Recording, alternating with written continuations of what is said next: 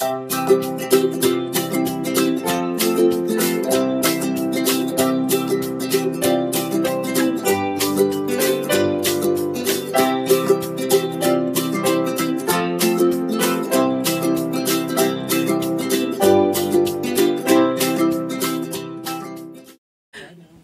afternoon, everyone. I'm Diana Falzone, and welcome to Bold Life. I hope you all had a wonderful Thanksgiving. We have a great show for you today. Before we get to our first guests, who, by the way, are just reeling to go, there's a lot of enthusiasm on the left side of me. Remember, I'll be taking your comments and questions live during the show, so make sure to leave your thoughts on Facebook and Twitter. We also want to do a quick shout out. Bold is turning 3 years old today, so happy birthday to us. I am toasting fake champagne in the honor of Bold. It is really an honor to be a part of a network that is so dynamic, that has such amazing guests that are so diversified and from all different walks of life. And every week that I'm here, I learn something new. So it is an honor and a privilege. Now, let's welcome our first guest and get into some lifestyle headlines of the week. We have Chantal Rochelle, content creator and on-air host at Buzzfeed, Jeremy Hassell, host of Reward the Fan, and Kat Gaffney, co-founder of The Sitch. Hey, guys. Hi. Happy birthday. Yes, that's right. I know, 3 years old. We are young. But Out of the terrible twos. Out of the terrible twos. There you go. There you go. All right. Of course, last week was Thanksgiving, and that comes with other days of the week like Black Friday, Cyber Monday, and Giving Tuesday. On Tuesday, our Bold team went to an event for Wendy Williams Hunter Foundation that raised money to help drug addiction. Let's watch a clip. Talk show queen Wendy Williams Hunter and her foundation hosted a party with a purpose here at Dillon's Candy Bar for Giving Tuesday.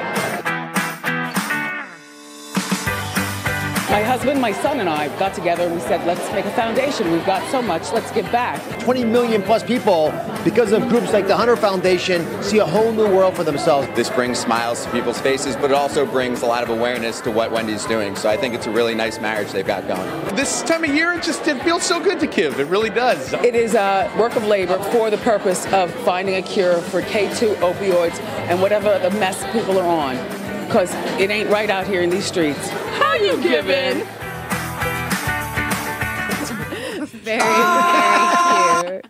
All right, we're excited to share that the charity has teamed up with snackpop.com to launch an amazing cause product. From now until January 7th, 100% of all online purchases of Snack Pop will benefit Wendy's charitable efforts to provide resources for drug education, prevention, and rehabilitation programs. Did you guys participate in Giving Tuesday? I did. I actually donated to the American Heart Association. It's a passion really close and dear to my heart because 1 in 2 women of color actually will be affected by heart disease. So I actually did that for Giving Tuesday. It's a really important cause. So that's what I did and was really happy to That's really awesome. donate to it. Absolutely. No, it's incredible. I did not, but I am going to now. Yes. You just hit me in the heart and soul. Yes. I planned to, and then I just started eating and forgetting things, but I'm not forgetting That this. vascular health, cardiovascular, it's so, so important. It's like encouraging people to take care of themselves. It's like a really good cause. Absolutely. It is. I actually put together a benefit concert for the victims of the California wildfires. Oh, my God. Actually, it's coming up on Monday, but we open up our fundraiser on Giving Tuesday. So That is incredible. That is That's awesome. amazing. I'm in awe of my guests. You guys are doing great things for the world. Like, where do you go from here? All right, next up, the live-action Lion King teaser trailer dropped on Thanksgiving. Let's watch a clip.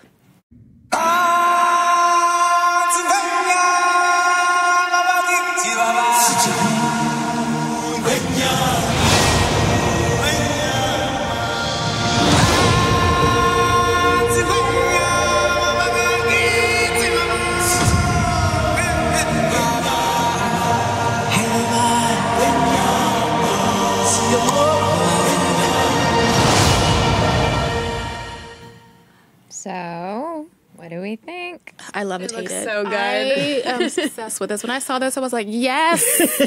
My soul's full. I love this so much. Simba? Are you kidding me? Where is he? I want to adopt that little CGI. So sweet. So My cute. heart's like melting over that. Everything shifts. You felt the room, the energy of the room when those first few words, but... I was close. Whatever it is. Has anyone figured out what he said? It's like 25 years. No one knows. Nobody knows. Rafiki's like, guessing. Are you guys excited for the movie? Going to go out actually and see the movie in theaters? Oh yeah, like opening night. Pushing all the kids to a side like I did with The Incredibles 2. Excuse me, this is my moment. Done this Thank before. you. Yeah, like get out of the way. Have you seen that Will Smith meme where he was like in Fresh Prince, where he was like the dandelion and there was a little kid? That's gonna be me. I'm That's gonna be you. like, excuse me, 5-year-old, I need my moment. Thank you. Yeah, Right, adults first. You earned it. You've been here longer. All right, another great story. Actress Cicely Tyson won an honorary Oscar. She's been in the industry for 60 years, and she's appeared in films like Fried Green Tomatoes and The Help. Chantal, BuzzFeed's Cocoa Butter covered this. Can you tell us more? I mean, this is just, first of all, it's long overdue. The fact that it took her the age 93 to get this amazing award. Her iconic performance in 1972 Sounder as Rebecca Morgan, she was nominated then for an Academy Award, but she did not win that. I think that was her moment to win it. And so I'm happy that the industry gave her due diligence now, but this is so long overdue. And I'm actually kind of feeling a type of way that's honorary. I feel like it should have been for her amazing roles. However, I'm happy that she's still kicking it alive to receive this real overdue honor. And her amazing performance in, I took a note here, of the autobiography of Miss Jane Pittman, her amazing performance in 1974. She actually had put prosthetics on her face then to age herself even more, and she had to act even older than she was. This woman is a master of her craft, and she just needs a Grammy to get the EGOT. So I need Miss Cicely Tyson, if you want to drop like a trap music, if you want to drop like, if we get Cicely Tyson to get on a track, like whatever, if it's an audiobook. Like a spoken word. yeah. So she can get that EGOT, because I want her to be alive and well to receive what's been so long overdue for her. So super happy. Yeah, no, absolutely. And with Cicely Tyson, I mean, every time I see her on screen, it just feels like home, almost like a family member. She's just so genuine, and she's so graceful always with her performances. And what's great about her getting this award now is she needs to see it. You know, you want to get those flowers when you can still smell them before people pass. Yes. So I'm so happy she's getting those accolades right now. Yeah.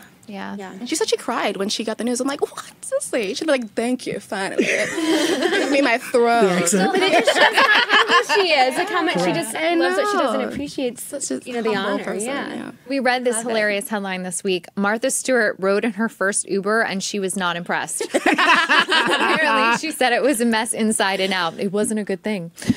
You covered this on your site, The Sitch. Can you tell us about it? So Martha Stewart, she said that she took the most expensive one, which is either the Uber X or the Uber XL. And she was having them pick her up like over on 57th. And apparently the first car didn't come, like just never came. And then the second one parked too far away, so she couldn't see the license plate. She finally figured it out, got in, and then apparently the car was a mess. And like he was facing the wrong direction, so he had to like go around the block, which like at 57th Street is a hot mess. And so it took forever. And she was just not impressed, so she wrote this long post and was like, you know, I've always like been a believer in Uber and everything, but like just not her trip. And I think Uber did comment that they were looking to kind of assuage the issue, but who knows what happened. So. Who's Martha Stewart's seal of approval? What do you have after all? And she took a picture. She took a photograph. What I think would be even more entertaining, we should put Martha Stewart on like the ride share, like Uber Pool. Yes. I would love to hear her I account would love of her rocking with other people. I want someone to have like a 5-course meal next to her. Yes. I want her to get the whole experience. Someone breaking up with their boyfriend right next to her. Oh, I've seen it all. That could be a TV show too, honestly. Like Martha Stewart in the car. I agree. She's pretty cool. I feel like she's candid and would give her honest opinion on things. Yeah, for sure. Yeah. That's good. Well, you guys all gave your candid and honest opinions on all of our topics, so thank you so much for joining us this week. It was a lot of fun. Please come back soon. For our next segment, we're excited to welcome UFC featherweight Jordan Rinaldi on Skype. Welcome, Jordan. Hello, how are you doing? Doing well, thanks. So congratulations is in order. You won your most recent match against Jason Knight at UFC 230, sorry. Were you predicting you would win? I was hoping I would win. You said that if you didn't win the match, that likely would have been a cut for me. Can you expand on that? Yes, so the UFC has the fighters under contract, but we're independent contractors, and they hold us to a certain term of fights. So if I would have lost that fight, more than likely they would have terminated my contract, and I basically would have been out of a job. Wow. Well, that's really intense, and luckily you won. How did you get into the UFC? It takes a long time. It's a little bit different than other sports, especially in the U.S. So you just have to start training, start fighting, and go on local and regional shows. And then eventually you got to build a career or a record up that gets the attention of the UFC, and then they'll go ahead and sign you. So it's a very long process, and you had to put a lot of blood, sweat, and tears literally into everything that you've done to get there. What is it about the UFC that drew you to it? What do you like about it? The biggest thing is testing somebody one-on-one. I never really liked team sports that much, so I kind of gravitated towards the individual sports, and wrestling is what I did in high school, and I loved it because it was that one-on-one competition. And then I'm an intense guy. I'm aggressive at times. I'm very competitive, so it kind of made sense to go ahead and try it out once I got into college. What's your training schedule like? Do you wake up and the first thing you do is like a Rocky move and you're eating raw eggs, or is that's not real?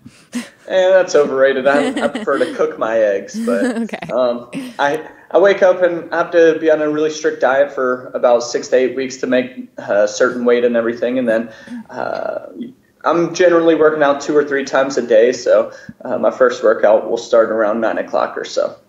What do you say to people who don't want to watch UFC because they say it's too violent or too aggressive? I would say I understand.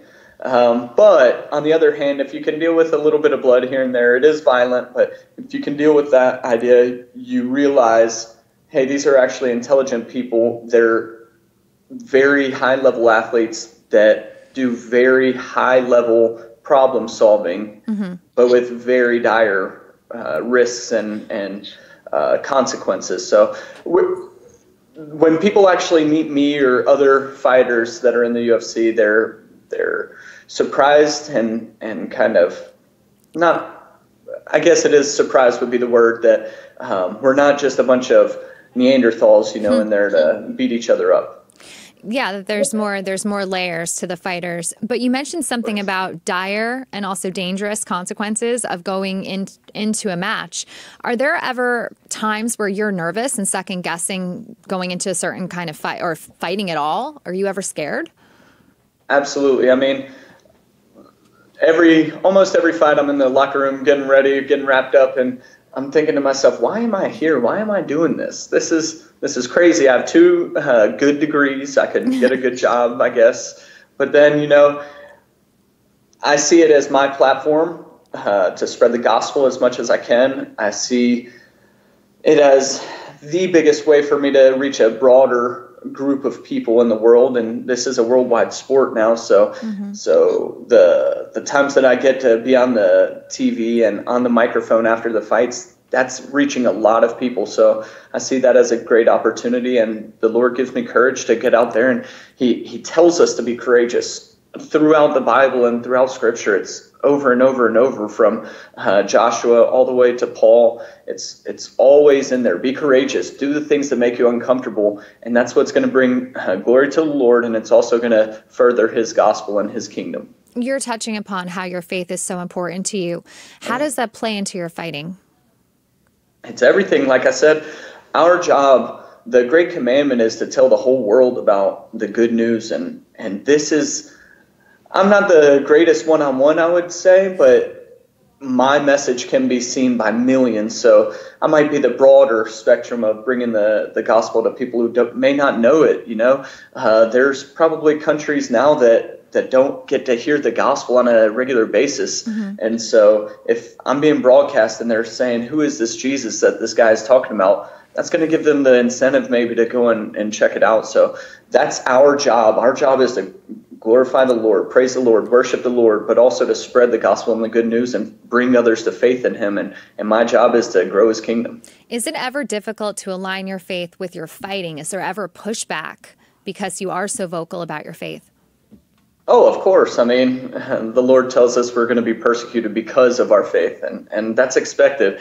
After my last win, I was on a big TV network, and I was saying, God loves you. He shows you that in the life, death, and resurrection of his son, Jesus Christ. And I mean, you get the great encouraging messages after that on social media and everything, but then you get those negative people who say some of the worst things you can imagine.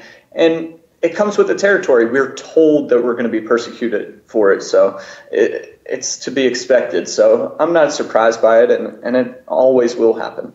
Now, you have obviously a very, very busy life. What's next for you? Well, hopefully I'll be fighting in the next 2 months or so. We're hoping to be in January or February.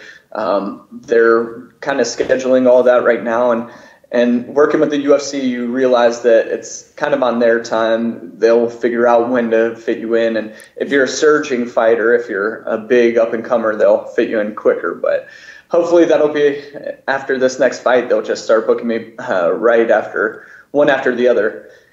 And so hopefully it'll be January or February, and I'll be back in there. Have no idea where it will be or what part of the world it'll be. So, but either way, you're prepared and you're ready.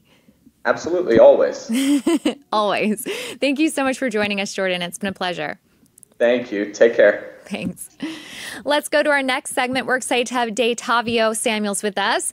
He is the president of iOne Digital and One Solution, which are parents to brands under the Urban One umbrella. Welcome to our show, Detavio. Thanks for having me. It's a pleasure. It's good to be here. I saw you nodding along to what Jordan was saying about faith. And are you a man of faith? I'm a man of tremendous faith. I was like, I just walked into church. This is cool. But no, faith is at my core of who I am. And so love the conversation that the two of you are both having. Oh, thank you. And I hope to have a lovely conversation with you.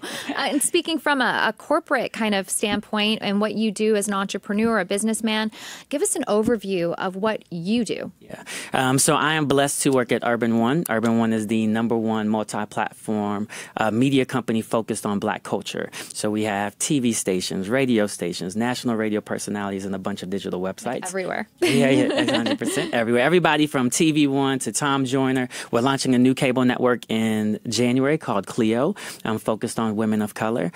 So anyways, we do all of that. And there I have the honor of leading 3 teams. I run our digital media division. So every website, every brand that's digital first, every digital expression of any of our brands, I'm responsible for. And so some of those babies are brands like Bossip, Madame Noir, Cassius, News One. And then I run our creative agencies. So we have a best in content, branded content team.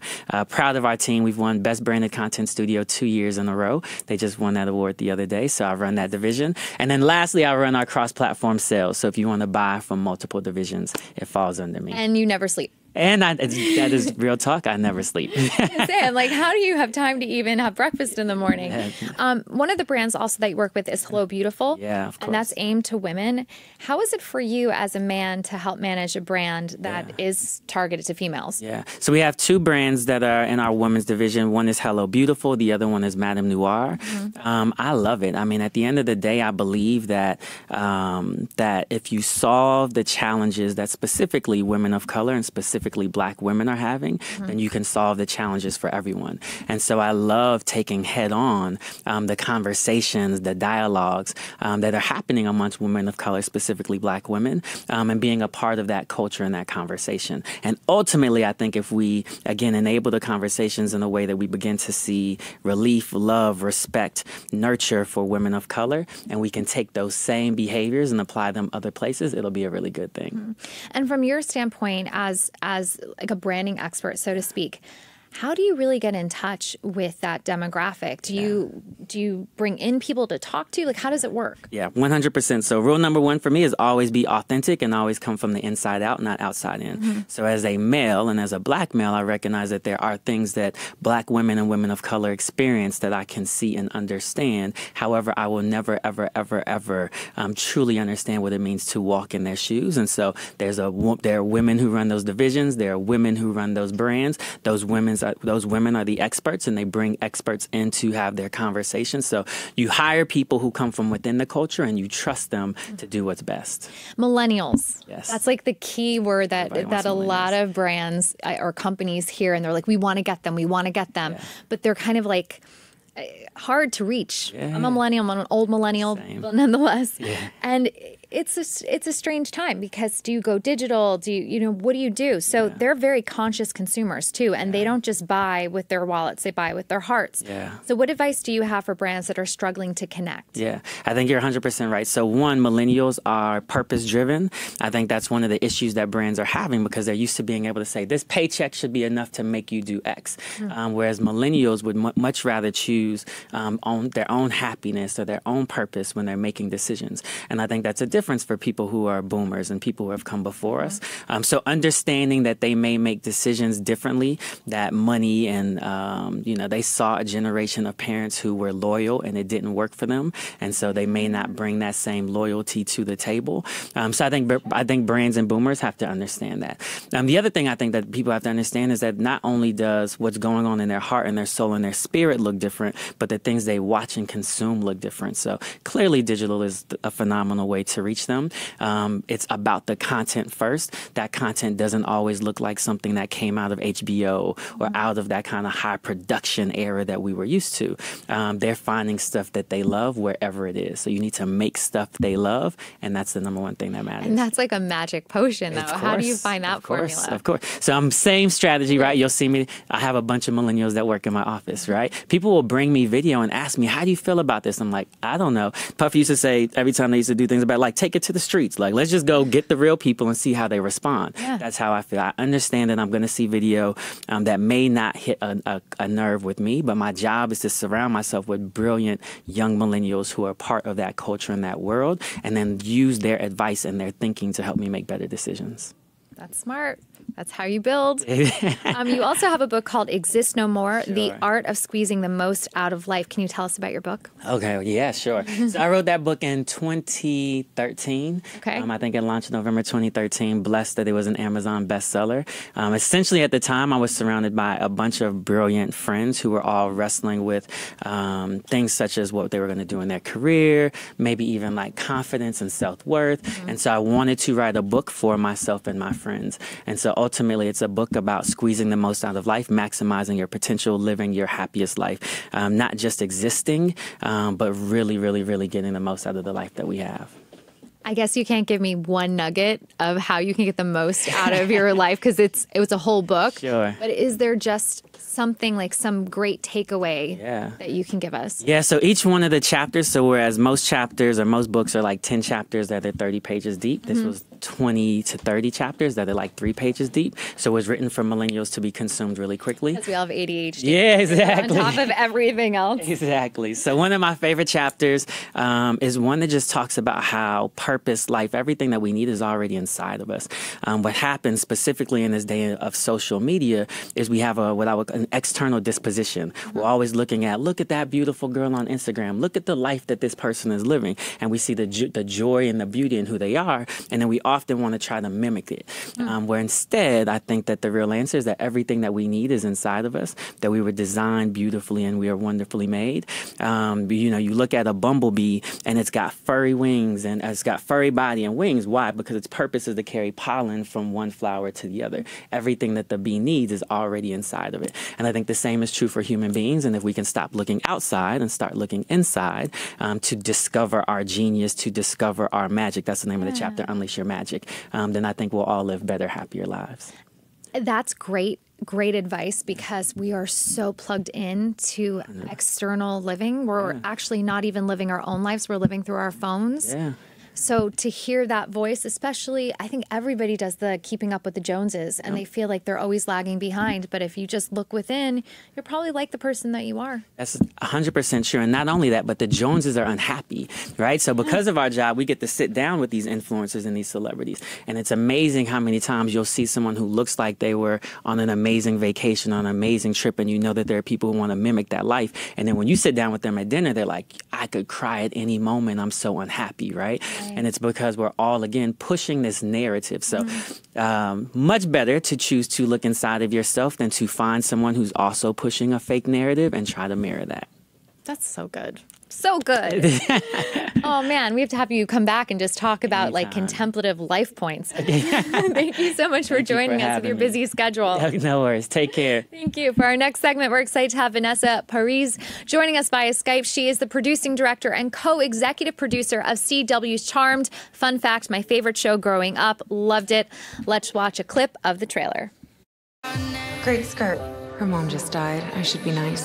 This is some kind of prank. You didn't email, you didn't call. Enough, okay?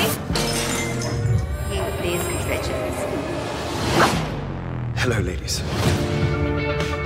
What the? There is an explanation. You are the charmed ones. The most powerful trio of witches. Was Mom a witch? Your mother's spellbook. I'm not doing this. Witches aren't real. You have to decide to accept your witchly fate. Whoa. This looks really good. Really, really good. Hey, Vanessa.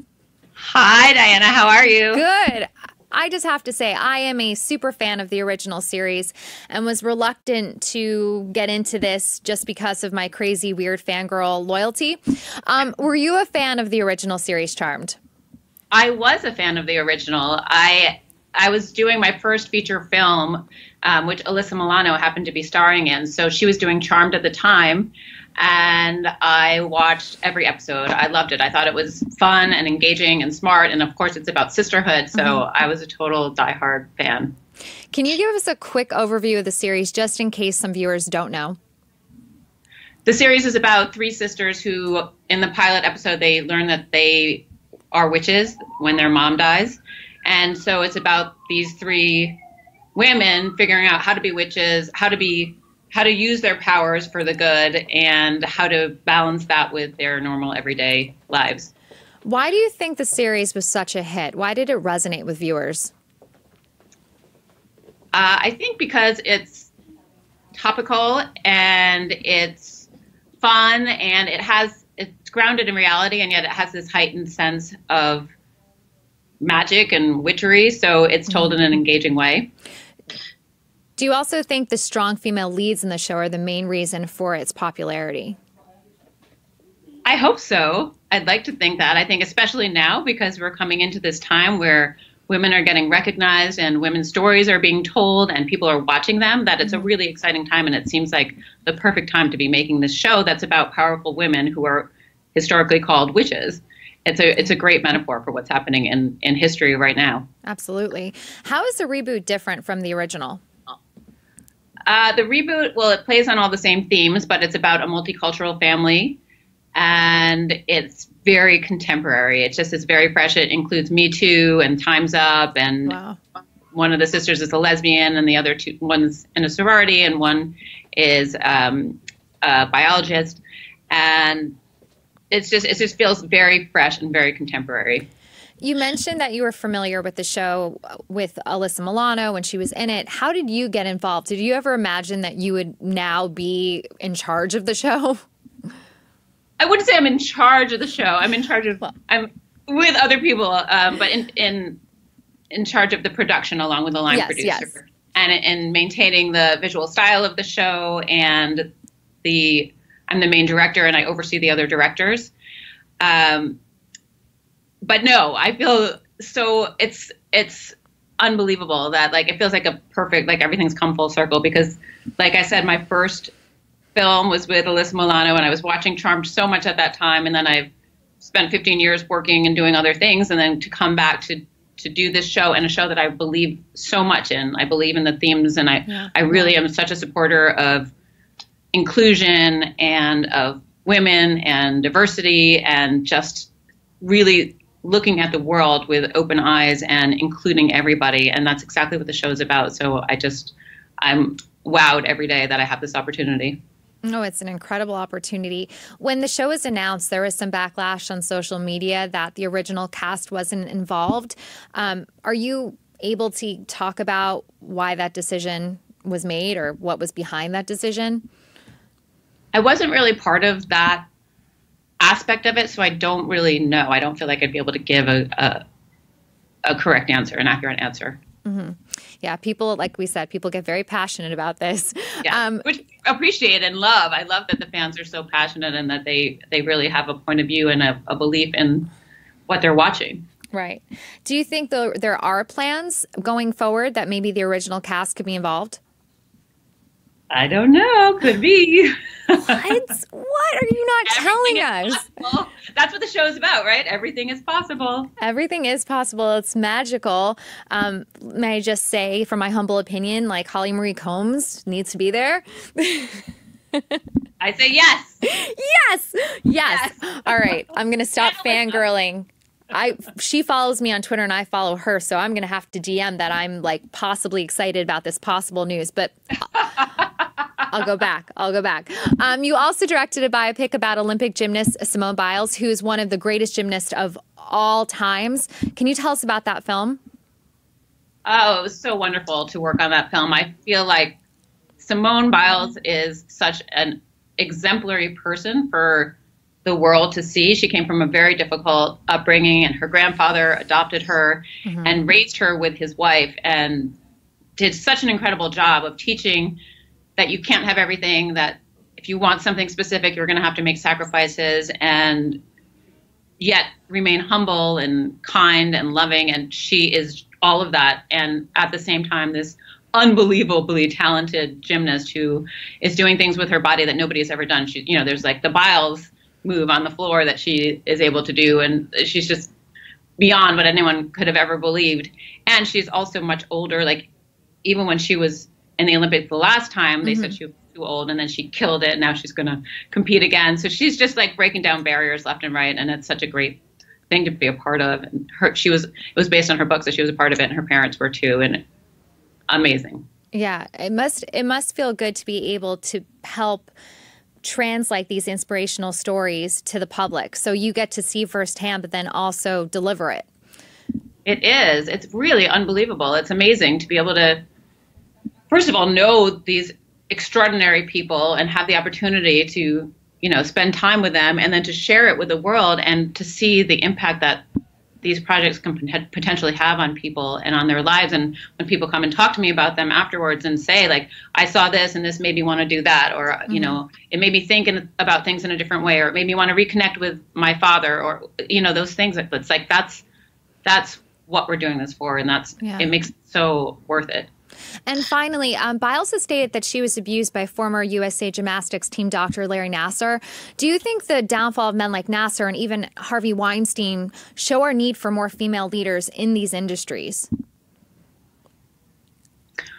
I feel like we need female leaders no matter what. I feel like we need female leaders because we represent a different perspective, and it gives us a more balanced view and a more accurate view of what the world is. Absolutely.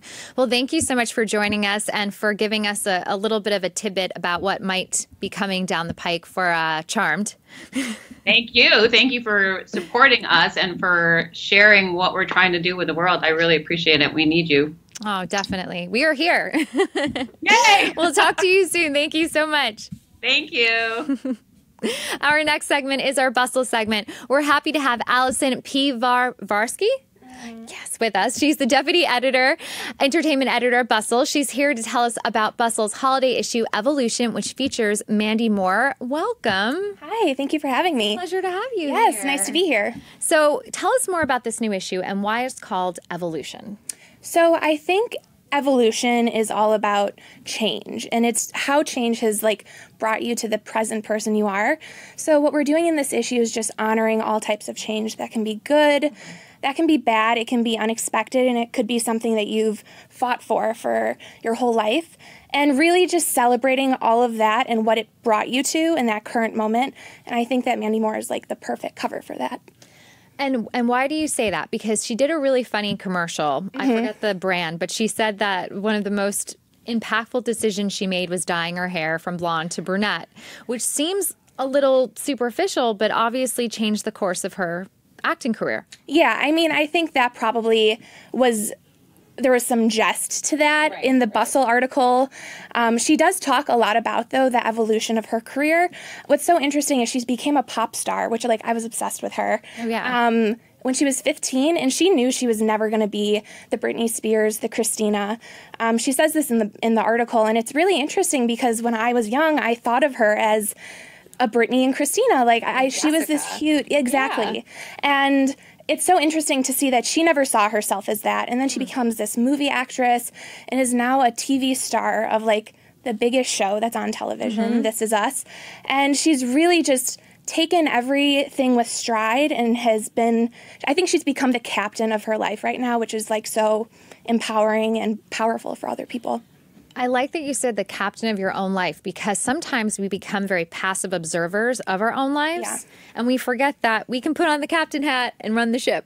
Yeah, there's a quote in her article, which is, it honestly, it took my breath away when I saw it. It says, I think she says, I think I lived and died in different parts of my life. And I kind of did the same thing. I was like, oh, wow. And it makes you really take stock of when you are being the passive observer and you are in charge. And it happens to everybody, and it happens with different catalysts. But I think right now she is just completely taking the helm. Yeah, I mean, it's a powerful position to be in, a good highlight that you did about her. Do you get into the idea of new year, new me? Because once we get to New Year's, everyone has the resolutions. Most of us don't stick to them. Right. What do you think of that concept? I think that what is maybe more important, and just to bring it back to the concept of evolution, you are more so celebrating everything that has brought you to that moment versus trying to rid yourself of the past. Oh, I like and that. I think that if I'm not going to change everybody's mind, a lot of people will sign up for a gym membership or cut their hair, get bangs, who knows, you know. Go crazy. But yeah. But I do think that if we think of it more as a, what am I doing for myself versus what am I doing for this concept of new year, new me, you're going to just automatically feel better about yourself in that you're doing it for you versus anything exterior facing or for other people or for society. Right. And you don't necessarily have to do it in January. You could just anytime. You could just start getting the idea and, like you say, get the catalyst for change. Exactly. For evolving, which I like is better. I think evolving as humans always. And it's nice to do it, I think, this came out in November, the beginning of November. And it's nice to think of it at that time of the year versus, I mean, at the end of the day, the calendar change is just that. Exactly. But you do have, you become very reminiscent. You think of what has come into your life at the end of the year, especially during the holidays. So I think that it's nice to think of how have I evolved versus how will I change. What else in the issue was really exciting to you? We have this incredible actress. She is also on a CW show. Her name is Nafisa Williams. She is one of the stars of Black Lightning. It's a superhero show. And I think her story also just completely aligns up with the story of evolution. I wasn't really familiar with her story before, but she was a criminal justice major in college and then decided that she wanted to follow her passion and went full-time into acting, did some soap operas, and is now a star of a CW show where she plays the first Black lesbian superhero on TV, which is so incredible. And and she says that she's walking her truth, which I think is just like a beautiful sentiment. Yeah, that's awesome. Well, everyone's going to have to check out the new issue of for Evolution. That's really, really cool. Yeah. Thank you. Thank you so much. It's on Bustle. Yes, bustle.com. Thank you. Thank you. We'll see you soon. Thanks. Our next segment is our Bold Women segment. We're excited to welcome back Francesca, Lana, Agostinelli to the show. Francesca is the founder and director of ERA International, a luxury real estate company. She's also president and co-founder of NetworkHER, an organization that seeks to connect professional women around the world. Joining her today is Vania Leles, who is the founder and creative director of VANLELES Diamond Limited. Let's welcome them both via Skype. Hi, ladies. Good afternoon, Diana. Good afternoon, Bold Life. Oh. Hi, it's so nice to see you. I missed you all. I missed my Bold family. And we are so excited to be here with you today. Thank you for having us. Us too. Thank you. First, Francesca, can you tell our viewers about our Bold Women segments? Absolutely. So I have thanks to Bold Life and Bold Family, I'm honored to be here with you once a week or once a month and introduce you wonderful women. Most of them are very good friends of mine, like Vania in this case. Some of the friends and the women I introduced to you are part of my NetworkHER, this amazing community of wonderful women that support each other. So today I would like to introduce you, Vania. As you said, she is the founder and creative director of VANLELES. And Vania and I met 3 years ago at a Lady Garden Gala, which is a wonderful event that promotes cancer research in the UK. Vania and I have many friends in common, many women in common, many girlfriends, but it wasn't difficult for me to get fond with her because she's a wonderful friend, wonderful woman, and a great businesswoman, an exceptional mom, and mother-to-be because she's the baby number 2. Aww. Hey. Congratulations. Yes. Thank you. So Vania, she's the first and the only African woman designer that work with Africa Precious Gemstone and fine jewelry. And what I found amazing is that her company only buys conflict-free diamonds. And gemstones. And gemstones, yes. So Vania, please tell us about it a little bit. Yes, so basically what I realized 15 years ago, was how come all these jewelry brands that existed for 150 years, 100 years, or 90 years, or 50 years, they all source pretty much 90% of the materials in Africa, and yet you don't have one fine jewelry that honors the heritage from the African continent or has an African as an owner or creative director or gemstone buyer. So I found that quite strange why there is no representation of the continent on the other side of fine jewelry. You walk on Fifth Avenue, you see nothing. You walk on Bond Street or Place Vendôme. I was like, well, it doesn't exist yet. I want to be the first one, but definitely not the only one and the last one. She's the voice of Africa on Bond Street, just so you know. Bond Street is the very heart of the international jewelry world. Yeah. And she's really the voice of Africa. And I can say that Africa is your muse, right? Well, exactly. I was born and raised in West Africa, in Guinea-Bissau. And we traveled around the continent for the first 17 years of my life with my parents and my siblings. So all my design inspiration I drew back from my memories growing up and holidaying around the continent. But what makes we live next to Sierra Leone in the 80s and 90s. Everybody knows, without going too negative and political about it. But for me, the first experience we had, I kept asking my parents, why are all these people coming from Sierra Leone to our country? Some don't have any limbs. And my parents would try to explain to us in a very, way a child will understand. But obviously, when I wanted to go into fine jewelry, my mother drew that to my attention. Remember all these refugees, remember all these things.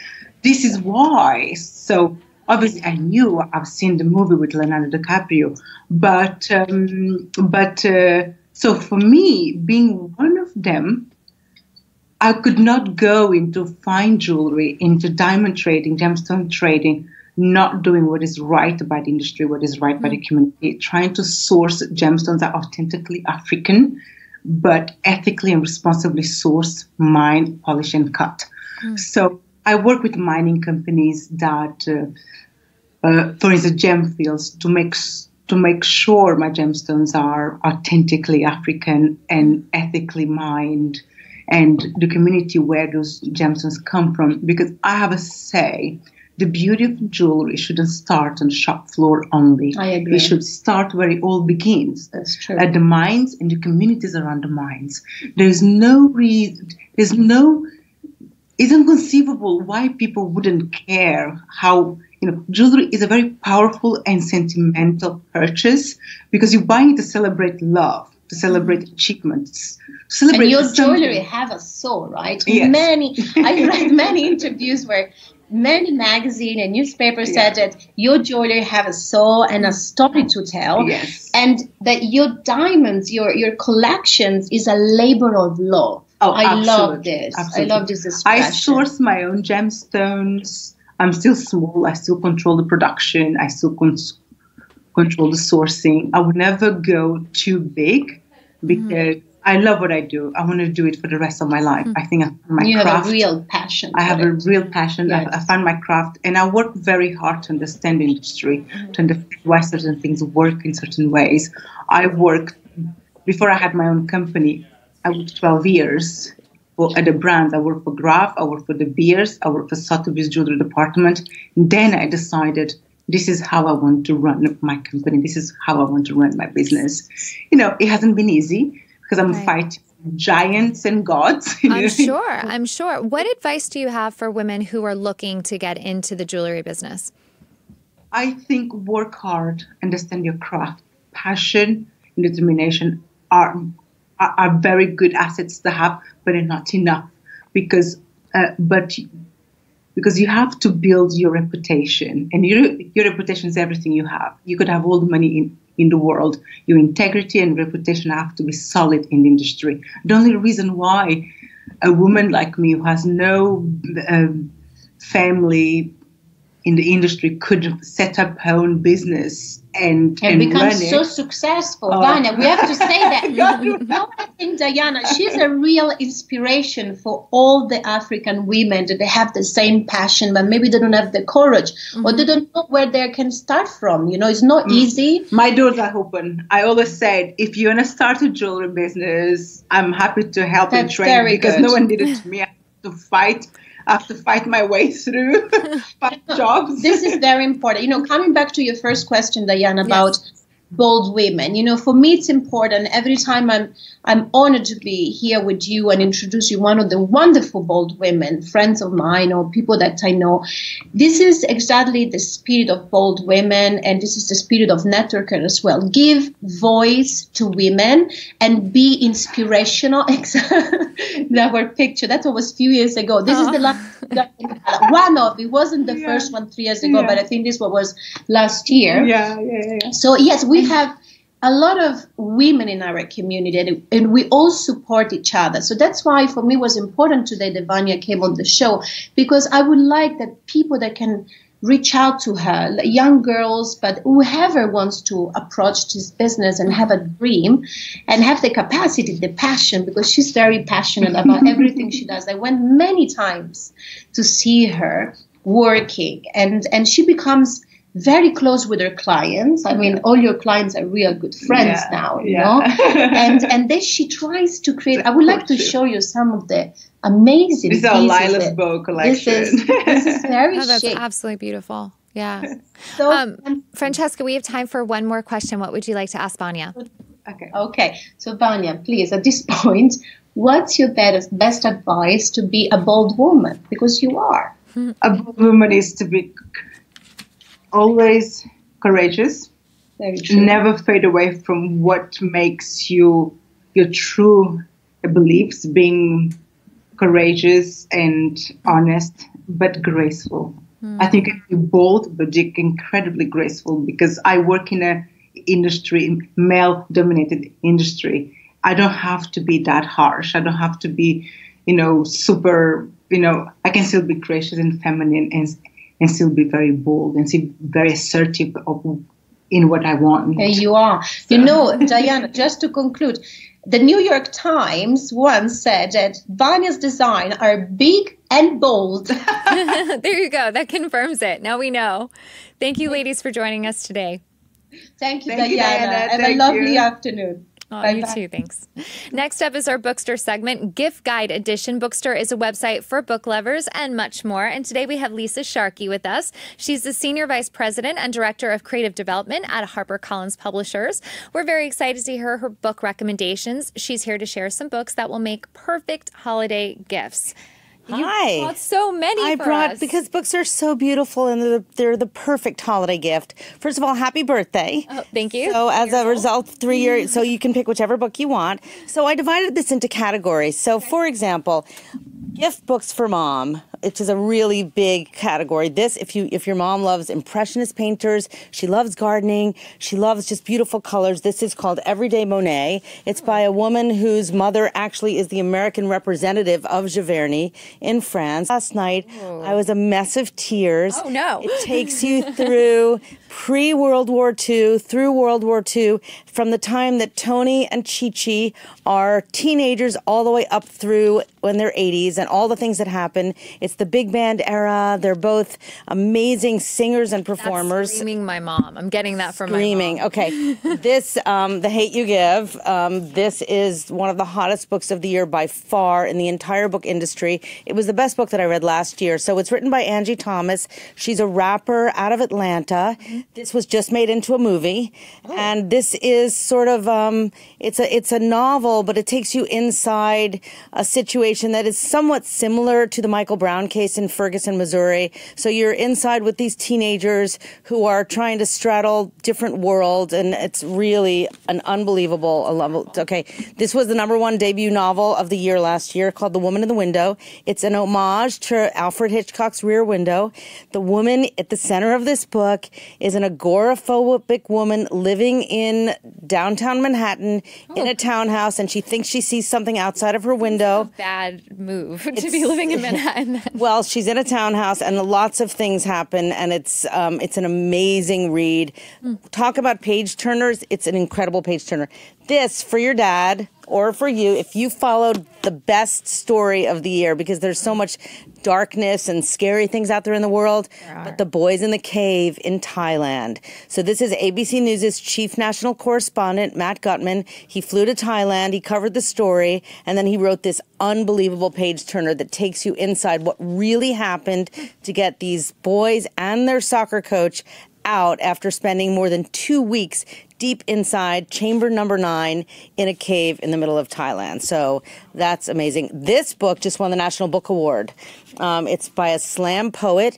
It's a novel written in verse, The Poet X, and the author is just an incredible writer. And this is an important book, certainly for the young people in your life who love poetry. This book, Far From the Tree, won the National Book Award last year. This is a novel about 3 siblings who never knew one another because they have the same birth mother, but 2 of the sisters were adopted and the brothers in foster care, and they all meet up, and it will rip your heart apart and then put it back together again. It's a beautiful, beautiful At least it gets book. put back together. That's the positive Absolutely. thing. And this is the #1 New York Times best-selling book right now on the paperback side on fiction. It's called The Tattooist of Auschwitz. Everybody's talking about it. This is a true story, but it's written as a novel because the protagonist, when we first met him, the author met him, Heather Morris, when he was in his 90s living in Australia, and he had never told anyone the story of what happened, and he actually was the tattooist in Auschwitz who tattooed people's arms. But there's a love story in here, and the book opens and he is tattooing a young girl's arm and his heart explodes with love and joy, and you're following this story. It had to be done as a novel and not as nonfiction because in his 90s his recollection was a little bit harder. So and then so everyone knows To Kill a Mockingbird, of course, and it just won PBS's Great American Read. It was in first place the whole time. So there's To Kill a Mockingbird for classics, but To Kill a Mockingbird has just come out as a graphic novel. That's interesting. Yes. I would have liked that in amazing. high school. Much more fun. Yeah. The author, the person who did the paintings is this incredible graphic novelist from England, and it's watercolor. It's all awash in color. It's really an incredible book. So, this is something where if you have a teenager in your life or somebody that's resistant to reading, but you want them to learn the classics and maybe they're complaining they have to read To Kill a Mockingbird, which is my favorite book and a great book. But here's another one. So Neil Gaiman is an amazing author. And then he has an illustrator who he works with all the time, Chris Riddell. So these are quotes about books and about life and about reading from Neil Gaiman, but then illustrated by Chris Riddell, and there's a whole section on libraries in here that's really cool. And just because we have to close out soon, I'm noticing your sole purpose. Okay, so these are for next year. So that's am I allowed to pull yes, that? Okay. you can take it. So this is Kim Russo. She's a psychic medium. I've interviewed her. Okay, we love her. This She is her picked up second who my book. best friend was. It was She's crazy. unbelievable. So this is coming out in April. All right, so I'll take it hashtag now. chill, turn off your job and turn on your life. This is coming out December 31st. So this is going to teach you to not be a workaholic. And this Hear one, that, bold family? yeah, 13 things mentally strong women don't do. Unbelievable book. It teaches you how to be a bold, strong, brave, courageous woman, and how not to make bad mistakes. And if you're, I'm just going to have a book collection over if here. you're a fan of Impractical Jokers, James Murray has written a science fiction thriller horror book with Darren Weirmouth. It's about fun, yeah. really creepy people, not people, but creatures that live deep underneath the Z train in New York. It's a great Another book. reason not to take the subway. Yeah, and there's so many great books. Just give books as gifts, and we sometimes pair them, like a book and a lovely kind of tea, a book and a bottle of wine. It's a good book present. can be really personal too, because you know what people are attracted to and what they're going to enjoy, and it's a good way to escape, like you said. We have so many negative things around. It's nice to have a little escapism. Yeah, just curl up on your couch, put your phone away, and dig into a book. I like it. Thank you so much, Lisa. Thank you for Sharkey. having me. Of course, come back. If you want to see more info about these books, Bookster covers all of them in a great article on their site. You can see their link in the comments below. For our last segment, we're excited to welcome Noah Neiman. He is the co-founder and founding trainer of Rumble. I like saying it. A group fitness gym. You may have seen him on Dr. Oz, Good Morning America, or Bravo. He was also featured on Bumble's Most Inspiring New Yorkers list. He has an adorable dog named Oz, who unfortunately couldn't be here with us today, but we'll have to ask him about him. And we'll have Noah come on over. He actually was shadow boxing, which was cool. Maybe I can learn a couple moves. Sweet. We have the gloves. Hey. That was just my ADHD. I can't sit still. Okay. It's all a right. problem. This is my therapy, though. Well, I was going to ask you how it is to have to work out every day, all day, but then you just told me. It's Yeah. ADHD. Well, the funny thing is everyone says, obviously you're in shape, you know, you're a trainer, but that's my business. So I still have to schedule time just like everybody else where I can, that's my therapy. And that's why I wanted to open Rumble, is because from a young age, I found that the more I took care of myself physically, the more in control emotionally I was. And I was an out of control kid in Pittsburgh. Sorry, Pittsburgh. I'm going to apologize now. Sorry to Miss Hendershot, my kindergarten teacher. But seriously, I mean, we talk about enhancing our minds, but I like to think of it as a two-way street. You gotta enhance what houses your mind, which is your body, and that's why, you know. So how did you come to Rumble? Because you've been a trainer for a long time, but then to start a gym, it's a whole different side of things, and you need a lot of backing, which you've gotten incredible backing.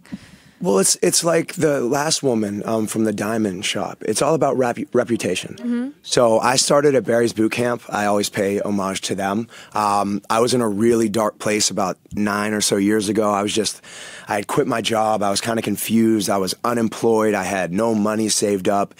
And I found that my whole life was building up into this one pivotal moment when I was offered the opportunity to teach at Barry's. And from that moment on, I knew I had my purpose. I had always trained my whole life. That was how I stayed in shape, stayed sane, stay emotionally in charge. Right, in the past. Yeah, I mean, I've done something before. I have to research. So no, I'm with William Morris Endeavor, so I do enjoy television and doing all that stuff. But that's a byproduct of what I love to do, which is give people the empowerment that fitness brings. And so Rumble was a culmination of 4 entrepreneurs, one of myself, Eugene Rem, Anthony DeMarco, and Andy Stenzler, who are all geniuses in their own right, all extremely strong reputations. So I got my seat at that table because of my reputation in fitness in New York City. I just love doing what I do, and the community responded because of it. What was surprising to you about the process of starting a gym that people might not know? I mean, to be honest, like my whole life, I've prepared for this one moment. I just didn't realize it. So everything, all the long hours, all of the times you have to take meetings, all the times that I got to sit in a meeting because I had trained somebody 3 years ago and they knew about me. They loved how I made them feel in class. And now we're asking them for money to open up our own gym. Everything kind of came full circle. And so everything I had done for 8 years before all came to kind of play when we were building this gym. So, I mean, the most important thing is everybody says we're only a year and a half old almost. So January 9th, 2017, a little over a year and a half, we opened our first spot in Chelsea. And within 3 months, it was the most trafficked gym in the country. You know, you had all the in the country over everything else in group fitness. So everybody calls that overnight sensation. And the oldest, like the corniest line, and I'm a trainer, so I got corny lines, is, yeah, it was an overnight sensation. A year and a half is nothing in this industry, but it took 10 years of Eugene's relationships, Andy's, Anthony's expertise, growing outside of Rumble, my expertise in the fitness world and making relationships so that we had that reputation. When we came to the table and we opened up, we over-exceeded everybody's expectations. And we seem to be saturated in the fitness world, right? So how did you make Rumble stand out? The one thing that as an entrepreneur in general, outside of fitness, in and outside, is be authentic to yourself. What we never ever set out to do was be different. What we set out to do was be unique to us, because this Rumble is an articulation of 4 very unique minds. Some might say a Russell Crowe beautiful mind situation, because we often are, you know, crazy. Right. But if you set out to articulate something, your brand, your love of fitness for us, and you set out to be authentic to yourself, nobody can replicate you. That's why we have people in China popping up, open up Ramble or whatever it is, little knockoffs. But seriously, it's same logo. I mean, you can't really see. I got the logos tatted on my arms. I can only imagine. But they can't articulate your passion, your vision, your network, your resources, your quest, and your thirst to elevate and provide the customer with that experience, because that's your name, that's your face on that product. So that's the unique thing, is just be yourself. And being yourself has gotten you on the list for one of Bumble's most inspiring New Yorkers. How did you react when you found out that news? I mean, I'm always humbled every day. I'm just very grateful because, like I said, I touched on it a little bit. 8 years ago, 9 years ago now, it was a very different situation. I was at home living with my parents in Pittsburgh, and I would stare at the phone and like hope it would ring, because I just needed someone to reach out and be like, here's some kind of purpose for you, do something. And I was just being very self-destructive and being very kind of toxic to myself. So the moment I realized that phone's not going to ring unless I go hit the pavements, that moment came full circle. When you get honors like this, when you're listed with so many inspiring New Yorkers who all have their own kind of underdog, rags to riches story, it's an honor. And even just getting to sit here, and even I taught 3 classes at Rumble today. I still love teaching. So for those 180 people to come out and to give us their time and their money and their effort, that's a beautiful thing that I never take for granted. So this is all, I'm just very grateful to be here. I didn't think it would ever be this way. So. Well, you made it that way. You made it that way. And I do think that some people, I always say that money or fame makes you more of what you already are. So if you're a humble person, it's just going to be exemplified by the more you achieve. Put the chain away, Noah. No, I'm sorry, I hang out with too many rappers. I'm a bad influence. I want to hear about that, but after the show. You were also on a reality show, Workout on Bravo. I was. And reality shows get a bad rap. Sometimes they can want to construct drama. What was your experience with it? I mean, I set out from the beginning just always saying I'll never act up for camera. I'm an incredibly genuine person, so I would never, for ratings, for a producer, to advance my career, I would never act out in any way that goes against my personality and who I am. I'm always on brand, as my partners like to say. But your brand is you. Well, it is, because it is. And I think, especially nowadays in the social media and reality TV generation, you can sniff out people who are disingenuous. Yep. And you can sniff out people that are in it for the wrong reasons. And so when I did it, and probably why there isn't a season 2 of the show, was because I didn't feed into that. I thought, and when I started it, I filmed so many scenes of like empowering moments with clients when we would embrace, and a client would cry because they regained their strength, their power, their confidence through the physicality of boxing and strength training. But networks don't love that all the time. They like who are you sleeping with? What's the deal? Oh, is he really like this? This kid's got a little bit of money now. Did he forget his roots? And like they try to make and manufacture. But like I said, I'm an open book. You need me for anything. You want me to tell you my whole story. I will open it up for you. I want to know something very seriously. and I got answers. Your dog Oz. He is the light of my life. I have him tattooed on my shoulder right here. Oh, there look at that dog. He's so, look, so he is just adorable. And the personality is just, that's my guy. That's my guy. Yeah, I rescued him from North Shore in Long Island. Okay. So I went to school in Hofstra. Shout out to North Shore. I went to Hofstra. Oh, go Pride. Go Pride. Yeah, in another full circle moment, Eugene Rem also went to Hofstra. Oh, look at that. So there was like a whole kind of universe aligning situation with that.